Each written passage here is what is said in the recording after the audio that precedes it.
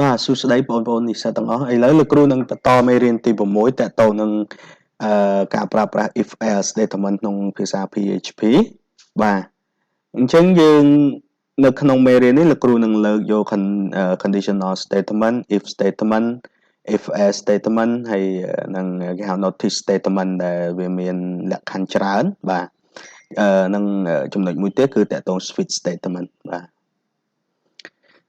បាទយើងមើលអ្វីទៅជា conditional statement ឬក៏នៅក្នុងសៀវភៅមួយចំនួនទៀតគេកំណត់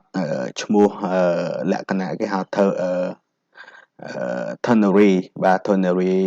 operator បាទ ternary នោះមានយើងត្រូវការប្រើលក្ខណៈ3បាទចំណុច3សំខាន់បាទអញ្ចឹង conditional statement ត្រូវបានគេប្រើសម្ដែងឡើងសកម្មភាពដែលពឹងផ្អែកទៅលើលក្ខខណ្ឌផ្សេងគ្នាបាទ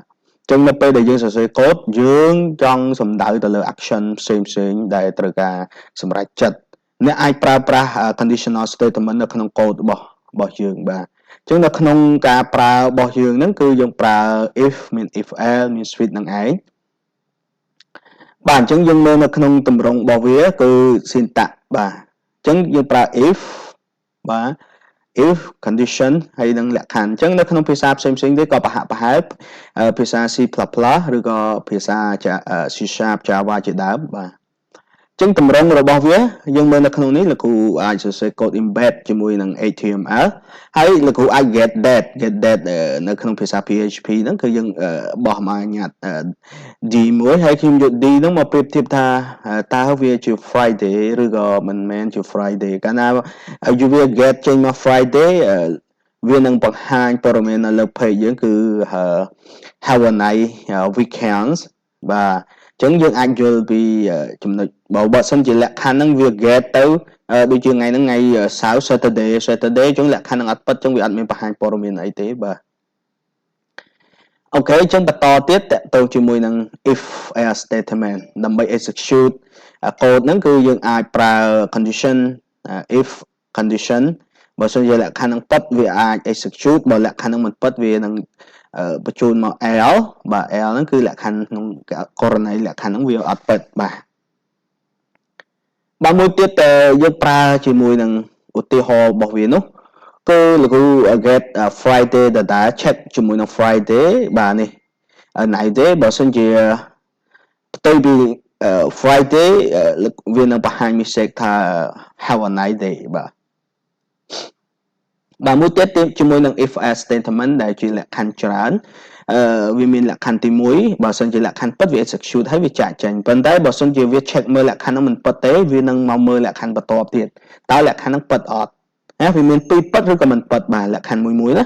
បើលក្ខខណ្ឌនោះអត់ពិតវាបន្តមករហូតដល់ L ហ្នឹងបើសិនជាអត់ពិតគឺវាយកហើយវាចាប់យកហើយណាបាទអញ្ចឹងយើងមើលឧទាហរណ៍លោកគ្រូ check មើលដល់លក្ខខណ្ឌ3 Friday អូខេបើអត់ទេវា check Sunday បើ Sunday មិនមែនទេគឺវាចូលមក night day ណាបាទនេះគឺ L ហ្នឹងគឺវាខុសពីលក្ខខណ្ឌខាងលើ2ហ្នឹងគឺវាទទួលបើសិនជា3វាខុសពី3ហ្នឹងវាទទួលបាទនេះជាលក្ខណៈ sample ងាយៗសម្រាប់ឲ្យយើងអាច execute បានបាទបន្តមកទៀតអស់លោកមើលនៅក្នុង switch វិញម្ដងបាទ switch ហ្នឹងគឺយើងប្រើសម្រាប់ជ្រើសរើស statement នៅ block code របស់យើងដែលត្រូវ execute អញ្ចឹងអត់នឹងជាចំនួនមួយបាទដែលយើង check មើលជាឬក៏ជា variable យើង check ជាមួយនឹង case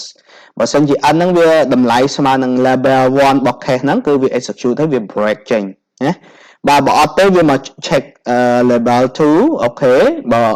ពិតវា execute ដែលកូដនៅ level 2 block របស់វាហ្នឹងហើយ break ចេញ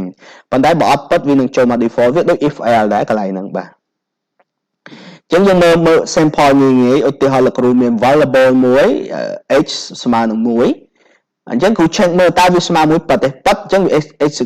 execute នោះវាបង្ហាញ number 1ហើយវាចាក់ចេញណាប៉ុន្តែបើសិនជា x ហ្នឹងវាផ្សេងពី1យើង check ទៅវាឃើញ2ពិតអត់ទេវា check រហូតដល់ default លក្ខខណ្ឌលើអត់ពិតគឺ default ហ្នឹងវាចាប់យកភ្លាមណាបាទនេះគឺជាលក្ខខណ្ឌងាយៗក្នុងការកណនាដូចជាប្រើគេហៅថា if else statement ឬក៏ if ជ្រើសរើសលក្ខខណ្ឌណាមួយឬក៏យើងអាចប្រើជាមួយ menu